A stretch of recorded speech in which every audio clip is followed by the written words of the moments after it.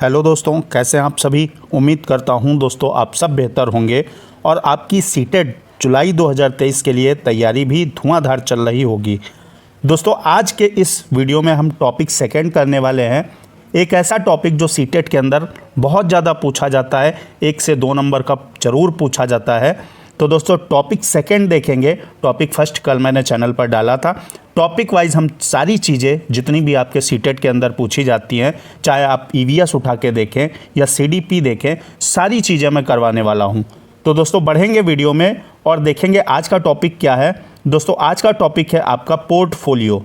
ठीक है, पोर्टफोलियो के बारे में जानेंगे। बहुत ज़्यादा पूछा जाता है सीटेट के अंदर। ठीक है, तो पोर्टफोलियो और इस पर मैं क्वेश्चन भी आपको करवाऊंगा ताकि आपकी बेहतर तैयारी हो जाए। दोस्तों पोर्टफोलियो होता क्या है? पोर्टफोलियो एक प्रकार की क्या होती है? फाइल होती है। ये क्या है दोस्तों? पोर्टफोलियो एक प्रकार की फाइल है। ठीक है, आपको सामने दिख रही है, जिसमें किसी भी बच्चे के एक निश्चित अवधि में किए गए कार्यों का संग्रह होता है। यानी बच्चे के जितने भी कार्य हैं, उसकी अचीवमेंट है और उसकी क्या क्या क्वालिटी हैं, वो सारा कुछ इसमें कलेक्शन होता है। किसमें? पोर्टफोलियो के अंदर। समझ में आ गई बात। अगला देखिए पॉइंट क्या है। इसमें बच्चे की उपलब्धियां, कमियों और जितनी भी अचीवमेंट मैंने कहा यानी प्रगतियां जो भी हैं, उनको रखा जाता है इस पोर्टफोलियो के अंदर। अगला देखते हैं, अगला पॉइंट क्या है। पोर्टफोलियो से बच्चे की महत्वपूर्ण जानकारियां मिलती हैं।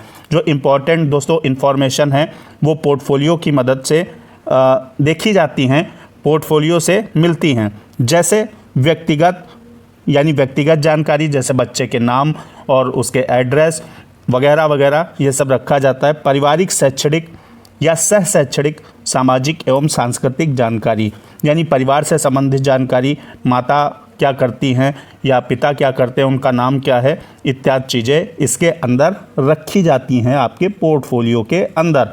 तो यहाँ तक आपकी समझ में आ गया होगा। अगला देखते हैं पॉइंट क्या है दोस्तों। पॉइंट है बच्चों को, देखिएगा, बच्चों के पोर्टफोलियो बनाने का उद्देश्य क्या होता है। ये उद्देश्य है कि इसकी मदद से उनका जो मूल्यांकन होता है, मूल्यांकन करना आसान हो जाता है। यानी सारी चीज़ें एक फाइल में बंद होती हैं और ज़रूरत पड़ने पर उनका मूल्यांकन करना, यानी बच्चे का मूल्यांकन करना ईजी हो जाता है, आसान हो जाता है।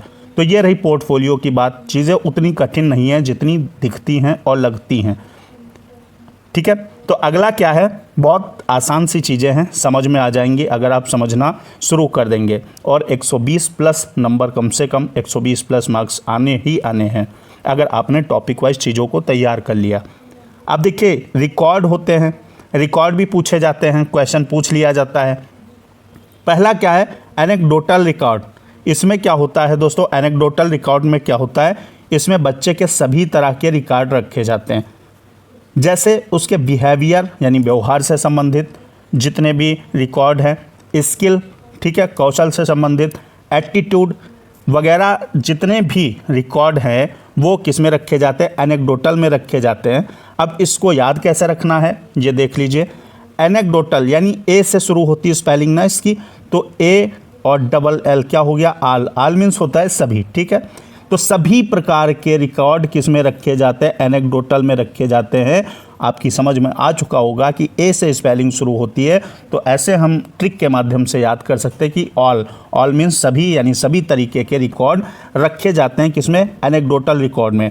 अब आती है बात कम्युलेटिव रिकॉर्ड की। ठीक है, कम्युलेटिव रिकॉर्ड जो होता है, इसमें क्या होता है? स्पेलिंग दोस्तों सी से शुरू होती है, तो याद करने में आसानी रहेगी। क्या है ये? क्या होता है दोस्तों? इसमें बच्चे के क्लास से संबंधित रिकॉर्ड रखे जाते हैं।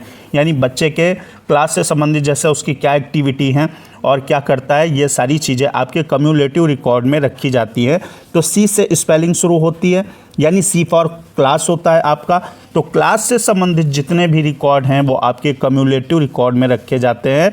और ए से एनेक्डोटल शुरू होता है, तो ए फॉर ऑल मीन्स सभी, यानी सभी तरीके के रिकॉर्ड आपके एनेक्डोटल रिकॉर्ड में रखे जाते हैं। तो ये दोनों रिकॉर्ड भी आपसे एग्ज़ाम में पूछे जाने ही होते हैं। इसमें से आप जो चीज़ें तैयार करेंगे वो निश्चित ही आएंगी। अब यहाँ से 1 नंबर आप जब एग्ज़ाम देंगे तो देखेंगे 1 या 2 नंबर आपके इसी टॉपिक से 5-6 मिनट के टॉपिक से तैयार हो जाएंगे। इसमें क्या है दोस्तों?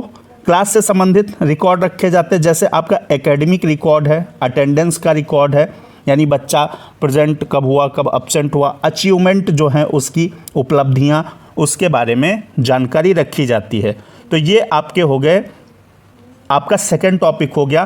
थर्ड टॉपिक आपको कल रात दोस्तों 9 बजे मिलेगा। थर्ड टॉपिक हर रात 9 बजे आपकी शानदार क्लास होती है सीटेट के लिए।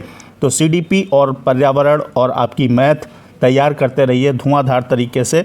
हर रात 9 बजे क्लास होगी दोस्तों। चैनल को सब्सक्राइब करके बेल आइकन प्रेस कर दीजिएगा, क्योंकि धुआंधार तरीके से बेहतर कम्युनिकेशन के साथ आपकी समझ में आने वाली चीज़ें मैं आपको प्रोवाइड करवाऊंगा।